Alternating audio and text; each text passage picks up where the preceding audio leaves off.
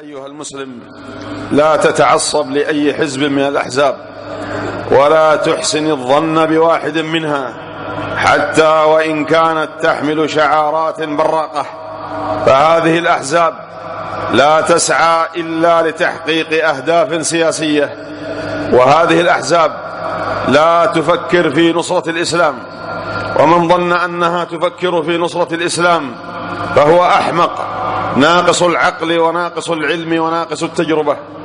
ابتعد أيها المسلم عن هذه الأحزاب كلها، سواء كانت أحزابا دينية أو أحزابا سياسية، فهذه الأحزاب قد اشتملت على كثير من المخالفات، كما أن هذه الأحزاب تعتبر من أعظم أسباب الفتن في المجتمع، والعمل مع هذه الأحزاب في الغالب يجر إلى مخالفات من التعصب وعداوة الآخرين بغير حق.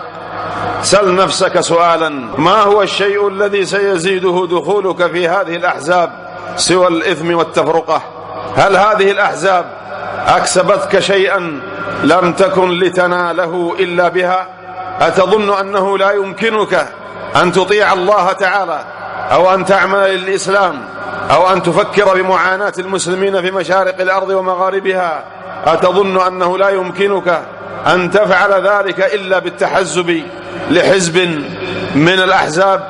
إن المسلم قد يخدم الإسلام وهو لا ينتمي لأي حزب، بل كثير ممن لا ينتمي إلى هذه الأحزاب يخدمون الإسلام والمسلمين بأضعاف ما تقدمه هذه الأحزاب بالجملة، وهذا إن كانت تقدم شيئا.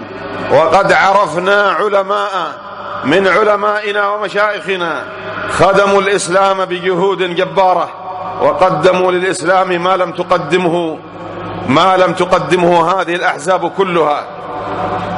واعلم أنه ليس كل من خرج بلباس الدعاة يستحق أن يقال عنه داعية ويستحق أن تسمع له، فهناك من هو جاهل ابتلي بحب التصدر، وهناك من يدعو إلى فكرة، وهناك من يدعو إلى حزب، وهناك من هو صادق في تعليم الناس لكن يغلب عليه الجهل والأخطاء، وهناك قلة قليلة من الدعاة إلى الله يدعو إلى الله بعلم ويريد بدعوته تعليم الناس. فكن على حذر وتثبت من هؤلاء